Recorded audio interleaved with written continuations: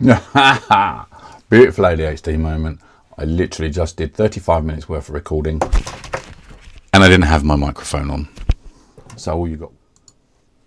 Welcome humans, my name's Rob. I was born in the 70s, schooled through the 80s and 90s and proudly one of the so-called disruptive pupils, or my favourite was a problem child.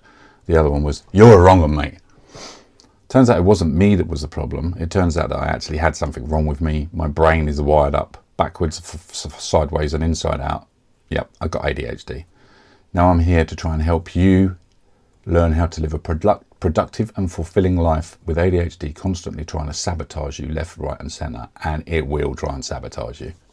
Okay, so I was born in 1971, which makes me 54 now, which is just such a long time, in Kent in the UK. I grew up in a small village with 4 older brothers and 1 younger brother. I was a kid in a classroom that always finished my work early. I got bored waiting for everyone else and just started acting up. I'd be flicking elastic bands. When the teachers got their back turned, I'd be drawing cock and balls on the blackboard. Just a class joker, which apparently is quite common for people with ADHD.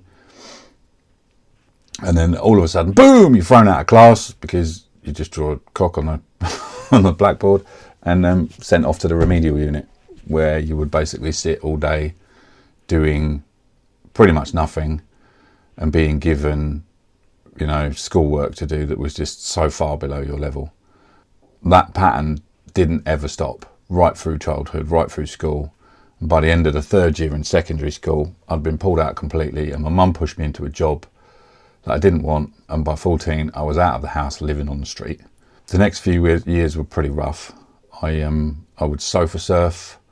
I'd sleep in untaxed, uninsured cars, worked where I could, got sacked just as often, and it was always the same story. I'd start by being late, unreliable, didn't listen to what I was told, didn't pay attention when I was being, having a job explained to me, and more importantly, I just didn't care. I just did not care about anything or anyone. All I cared about was where I'm going to get the money to survive from, because as you all know, you have to have money to survive in this world.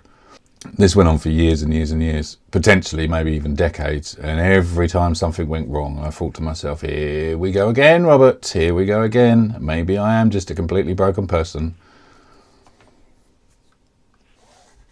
And I'm sure a lot of you have shared that feeling at some point in your life. Maybe not so much now in the modern era, because these things are normally picked up quite early in a child's development, but at my birth year, 71, I was just a badly behaved kid.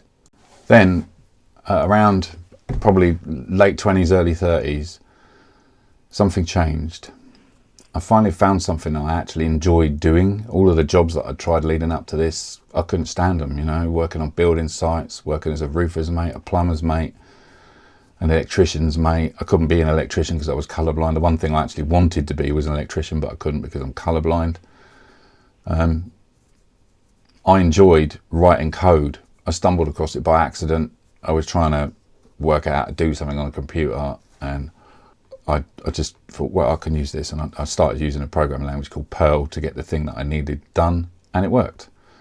And over the course of from 30 to 35, I actually went from being a smelly mess with long hair and tatty clothes to at least being in a position where I'd managed to pull myself a bird. I had a car.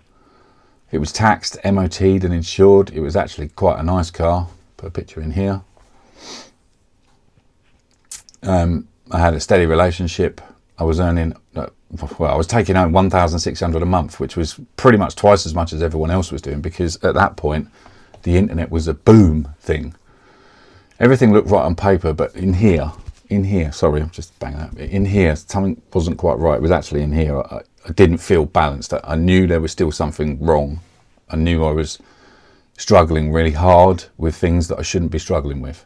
So at this point, even with a stable life, I couldn't keep things straight. My emotions go up and down like a yo-yo, This is a 30-year-old lad. I can't get enough of anything. I can't eat enough food. I can't eat enough chocolate. I can't have enough sex.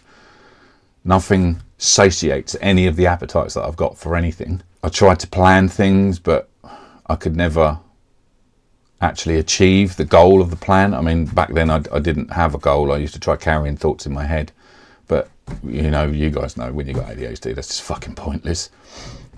My brain was a piece of spaghetti. It was always hot, and it was always tangled.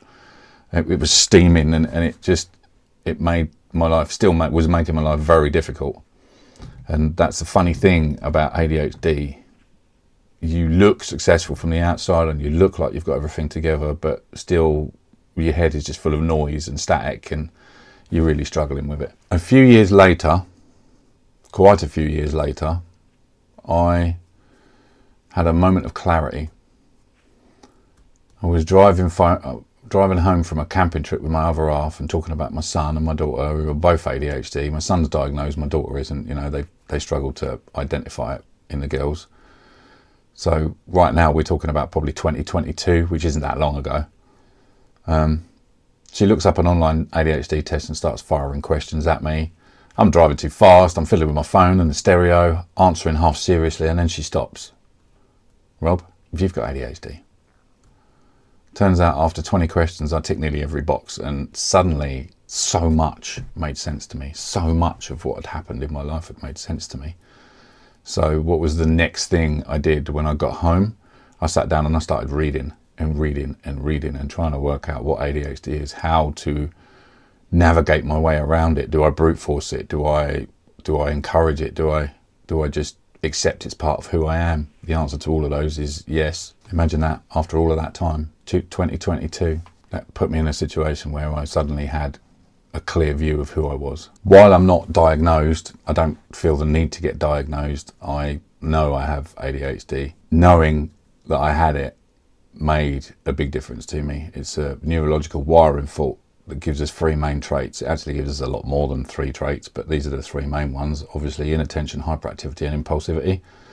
When I heard that, it was like someone switched a light on in my brain. I suddenly realised why I'd struggled for so long. It doesn't take the pain of the struggle away, but at least I know why. It wasn't me. It was in here. It's out of my control to an extent. The wiring is out of my control. And all those years of being called lazy or dim or stupid or disruptive, none of it was really true. So like, I wasn't the problem. It wasn't Robert that was the issue. It was the fact that I had a problem. And not just one. I've got the full combo pack. I've got inattention, hyperactivity, impulsivity.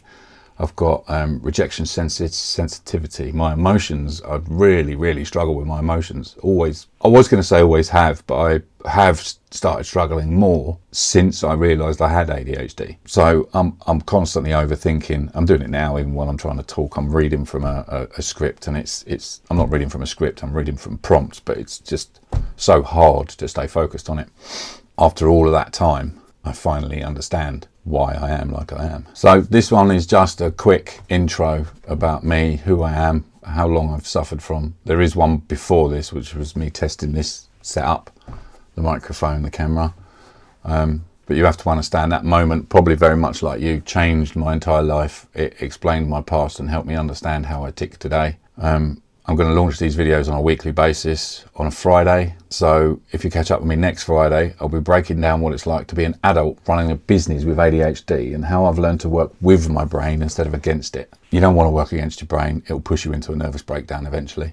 If there's anything you want to know, or you got any questions, or you want me to cover a subject in a future video, drop me a comment below and I'll catch the list. You can also get hold of me. I'll put all my emails up and that in the description for the video. For now, take care and look after yourselves.